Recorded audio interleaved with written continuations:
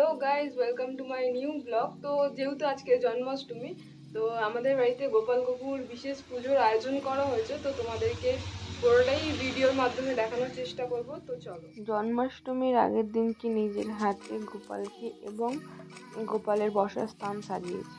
তো আমি রেডি হয়ে গেছি, এবার যাওয়া যাবে। মা সব রেডি করে রেখেছে আগের দিন। তো চলো তোমাদেরকে দেখাই। দেখো, মা মোটামুটি পুরোই সব রেডি করে রেখে দিয়েছে আমার জন্য। এবার আমি গিয়ে ঠাকুর স্নানে বসবো। এই হচ্ছে আমাদের ঘরের সোনারা, গোপাল কাকু এবং জগন্নাথ রাধাকৃষ্ণ সবাই আছে। এই যে হচ্ছে সামগ্রী, সব মা রেডি করে রেখে দিয়েছে। এবং আমাদের ঘরের জননী, ওনারাও রেডি হয়ে গেছে। সব নিজের হাতেই করেছি, মোটামুটি এই সবগুলো আমি নিজের হাতে করেছি। দেখো, তো তোমরা ভিডিওর সাথে থাকো, ঠাকুরের স্নান শুরু করি। তো আমরা রেডি হয়ে গেছি, গোপাল কাকু স্নানে বসবে এখন। তো অনেকটাই বেলা হয়ে গেছে জোগাড় জান্তি করতে করতে, যেহেতু বৃষ্টি হচ্ছিল আর সবটাই আমাদের মায়ের মেয়ে দুজনকে মিলে করতে হয়। তো দিদি চলে গেছে কাজে, ও আসবে কিছুক্ষণের মধ্যেই। তো চলো আগে স্নানটা সেরে নিয়ে ঠাকুরের বস্ত্র পরিয়ে দিই।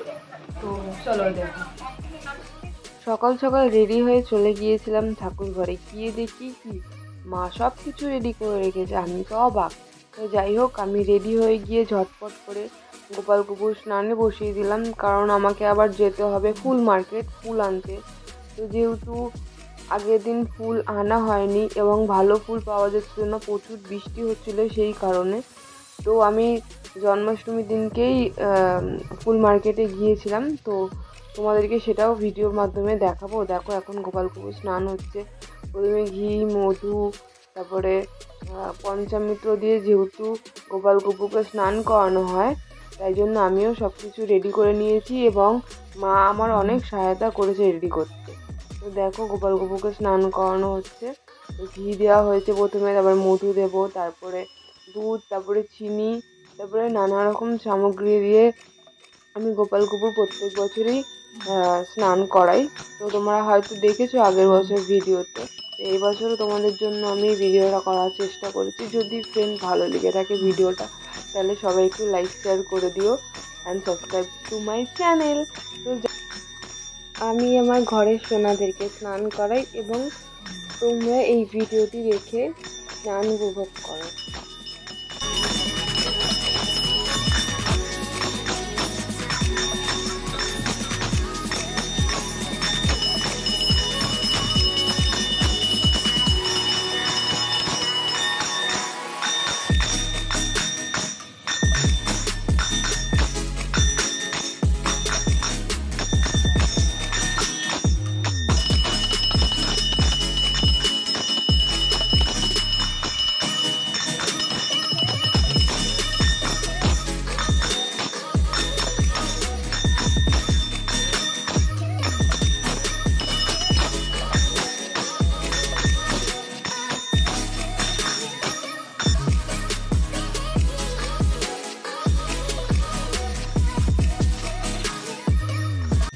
তো আমার স্নান প্রায় শেষের মুখে চলে এসছে এবং গোপাল কাকুকে এবার বস্ত্র ধারণ করাবো। তো স্নান আমাদের সমাপ্ত হয়েছে, এখনো মেন পুজো বাকি আছে। তো এখন ঠাকুরকে বস্ত্র পরানো হবে, তারপর তোমাদের সাথে দেখা। দেখো, জগন্নাথ, বলভদ্র এবং সুভদ্রা মহারানীকে বসিয়ে দিয়েছি এবং আমার ঘরের চারজন সোনাকে বসিয়ে দিয়েছি সাজুগুজু করিয়ে। তো আমি বেরিয়ে পড়েছি বাড়ির সামনে, প্রচুর জল, দেখো দেখতেই পাচ্ছ। তো আমি বাসে করে চলে গিয়েছিলাম হাওড়া দিয়ে ফুল টুল কিনে দিদির সাথে দেখা হয়ে গেছিলো। তারপরে আমরা ফুল নিয়ে চলে এসেছিলাম বাড়িতে। আর যেহেতু সন্ধে হয়ে গিয়েছিল, তো আমাদের পুজোটা প্রত্যেক বছর রাতেই করি। তো এবছর যেহেতু সকালে সময়টা পড়েছে, তাই জন্য আমরা রাতের দিকেই পুজো করেছি। আমার পুজো প্রায় 12:30 বেজে গেছে শেষ করতে করতে। তোমাদেরকে আগেই বলেছি, মা সব সকালবেলা উঠে রেডি করে রেখেছে, নাড়ু করেছে, তারপরে তালের বড়া করেছে এবং দিদি সব কিছু কিনে নিয়ে এসছে। তো তোমাদেরকে পুরোটাই দেখাবো। এবং মা ভোগও রান্না করেছিল। তো আমি একদিনেই দেওয়ার চেষ্টা করি, কারণ তোমরা সবাই জানো আমি জব করি। তো আমার পক্ষে 2-3 দিন ছুটি করে ঠাকুর সেবা করা সম্ভব হয়ে ওঠে না। মা যতটা পারে আমার হয়ে সেবা করে দেয় এবং আমি ঠাকুরের কাছে সবসময় ক্ষমা চেয়ে নিই, কারণ আমি ঠাকুরকে ঠিকমতো সেবা করতে পারি না। যেহেতু আমি কাজ করি, তো সকালবেলা উঠে যতক্ষণ পারি আর কি ঠাকুর ঘরে সময় দেওয়ার চেষ্টা করি। এক এক দিন হয়ে ওঠে না, তার জন্য আমার খুবই খারাপ লাগে। তো দেখো আমি পুজোয় বসে পড়েছি এবং আমি জন্মাষ্টমীর পুজোটা নিজেই করি, কারণ আমার পছন্দ হয় না, কারণ আমার অনেকটা সময় লাগে ঠাকুর ঘর গোছাতে, এবং গোপালগুপুকে আমি নিজের হাতে শৃঙ্গার না করালে আমার ভালো লাগে না। তো যাই হোক, পুজোটা আমি নিজের হাতেই করেছি। তো তোমরা দেখো আমি যতটা পেরেছি বই দেখে দেখে পুজো করেছি, ঠিক আছে। মোটামুটি আমি জানি, যেটুকুনি জানি না সেটুকু আমি বই দেখে করার চেষ্টা করেছি। যদি কোনো ভুল ত্রুটি হয়ে গিয়ে থাকে তাহলে তোমরা ক্ষমা করে দিও। আর সবথেকে বড় কথা, আমি হচ্ছি লেফটি, কারণ আমার বাঁ হাতটা বেশি ইউজ হয় আর কি। তো তোমরা হয়তো দেখে অনেকে বলবে যে এ মা ঠাকুরকে বাঁ হাতে পুজো করছে, কিন্তু কি করবো বলো, আমার হাতে একটু প্রবলেম আছে দেন, তাই জন্য। তাও আমি চেষ্টা করি ডান হাতে সব কিছু করার, আর ভগবানকে প্রার্থনা করি যে আমার হাতটা আস্তে আস্তে যেন ঠিক হয়ে যায়, আমি ডান হাতে সব কিছু করতে পারি।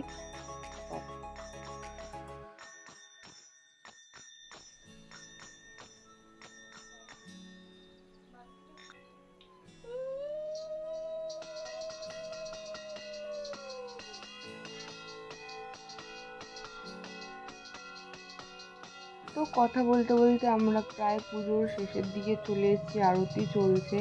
তোমাদের যদি আমার ভিডিওটা ভালো লেগে থাকে তাহলে সবাই একটু লাইক সাবস্ক্রাইব করে দিও, চ্যানেলটাকে একটু শেয়ার করো, যাতে অন্য আত্মীয় পরিজনরা তোমাদের দেখতে পারে যদি ভিডিওটা ভালো লেগে থাকে।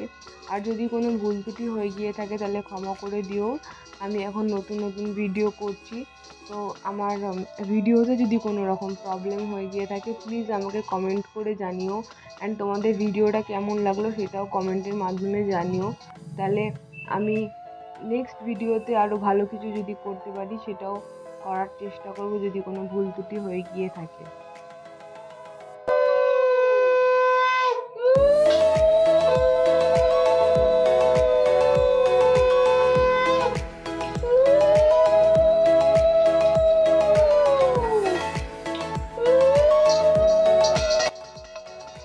তো দেখো আমরা আরতির প্রায় শেষ পর্যায়ে চলে এসেছি। তো আমার নতুন করে কিছু বলার নেই, তোমাদেরকে এইটুকুনি খালি বলবো যে মা বাবাকে সবার আগে ভালোবাসো, তাহলেই ভগবান দেখবে। এবং কারোর সাথে কোনো হিংস্র ব্যবহার করো না, কারণ এখন যা সিচুয়েশান চলছে আমার মনে হয় না যে কারোর সাথে এরকম হিংস্র ব্যবহার করে কেউ পার পেয়ে যাবে। তো সবারই শাস্তি হবে, এইটুকুনি বলবো যে কেউ কারোর সাথে খারাপ ব্যবহার করো না, কারণ ভগবান দেখছে, ভগবান ঠিক বিচার করবেই।